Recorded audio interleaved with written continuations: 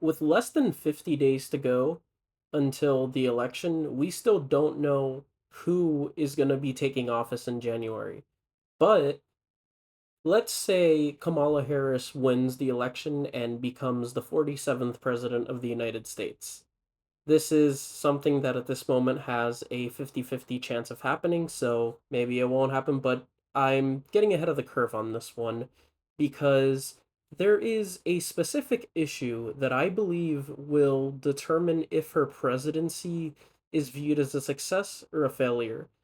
If this issue does not come to fruition, that's game, set, match. Because this is the one issue that the candidate who pretty much is, if we're being honest, running on nothing but vibes, is really harping away on. It's the one issue that anybody can tell you that she is running on, if they can think of it in time, because, again, vibes based election. And that issue, of course, is the topic of abortion, and more specifically, codifying Roe versus Wade, which the Supreme Court overturned in 2022, about 2 summers ago. This is an issue that Kamala Harris has repeatedly harped away on, and she insists if she is elected president, she will sign a bill, if it gets to her desk, codifying it into law. And she's even launched a reproductive freedom bus tour throughout the country to generate enthusiasm for this. And this is, if you're a Democrat, it's a relatively smart issue because abortion is just something that Republicans are weak on. Americans are not with Republicans on abortion.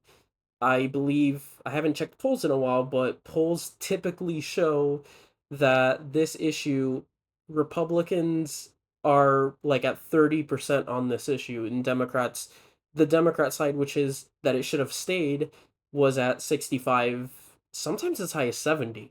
So it's pretty clear why she's running on this issue. It's a smart idea, but there's a one issue that lies with this and the prospects of her doing it. And she really won't tell you about this because it would kind of shatter the veneer of just the hope that she would do this. And she makes it seem a lot easier than it's going to be. And it all lies with the fact that there is about a 70% chance that the Senate is going to flip a Republican.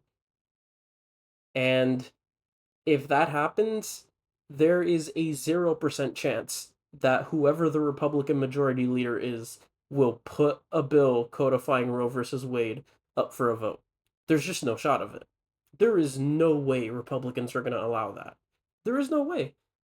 They don't agree with it, and furthermore, her doing that would guarantee her a victory.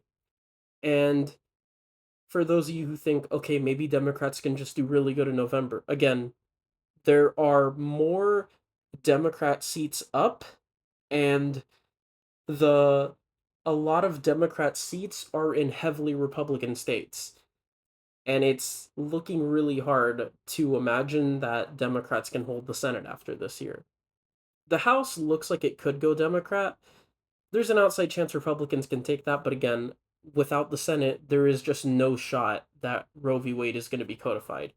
And this is an issue for Kamala Harris primarily because if she fails to get this one through, it's going to take apart a lot of her momentum. And it's not realized now, and it probably won't be realized for a while, but my guess is Democrats are going to try to put this on the floor in the House.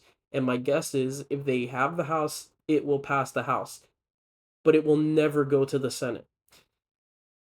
And what's going to happen in 2026 when Kamala is just unable to get this on the Senate floor?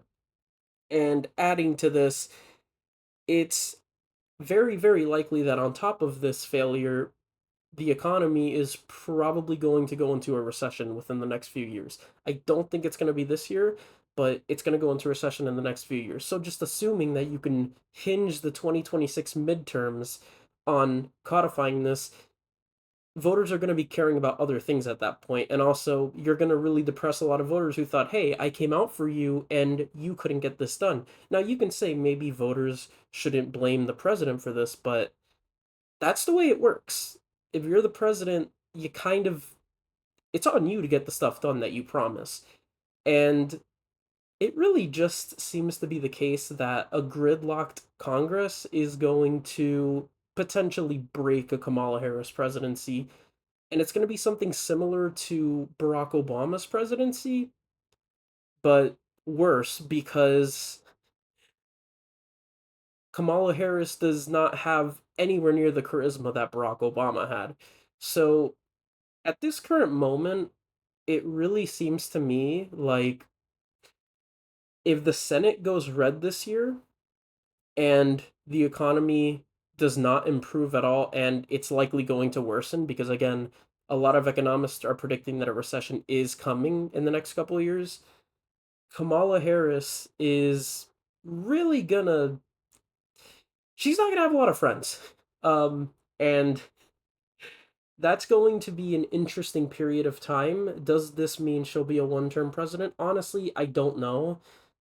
It's very hard. Democrats have not gotten a third term since, I believe, FDR. I could be wrong about that, but I believe since FDR, and that was in the 40s. After he died, well, he got his third term, and then a Democrat succeeded him. I don't think we've had that, with the exception of LBJ, but that was circumstantial.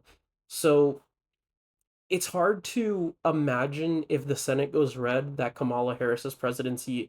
I don't even think she's going to get much done overall. But if she cannot get this issue done overall, then oh boy, her approval rating in 2, 3 years from now, it's gonna look like Biden's right now. My expectation is she's gonna have like a 50, 55% approval rating going in, but if she can't even get this done, then that could pretty much that could be the story of the 47th president right there. So there's a lot to think about. I kind of wanted to get ahead of the curve on this one because thinking far out in the future is hard, but knowing how history works, knowing how Republicans are master gridlockers, like they literally block Democrats from getting anything done when they're in office. It's a miracle Biden got done as much as he could. It's just really hard to see Kamala Harris being a super good president. Hey, I could be wrong.